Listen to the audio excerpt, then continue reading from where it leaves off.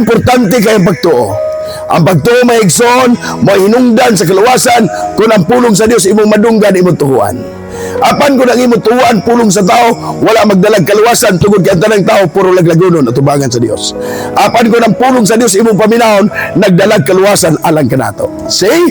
Praise the Lord. Mao nang si Noah wala magwali, may tugod siyang kaugalingong arka.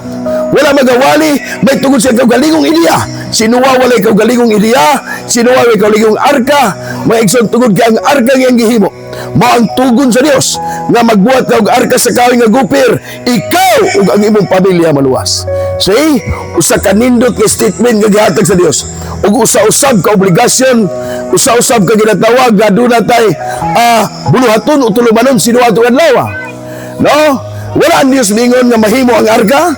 Ang tanang mga butang mahimo pinaagig paglitok. Sa Book of Genesis. Apan about salvation, aduna tay kabahin, aduna tay obligasyon aron maluwas ta. Maingon nga sab si Noah, aduna obligasyon nga bisan siya laglagunon apil, apan gitagaan siya chance nga maluwas sa pagkadungog na kinahanglan iyang tuhuan. See? Mao na nga ang pagtuo nagikan sa madungog, ug ang madungog mao ang pulong sa Dios.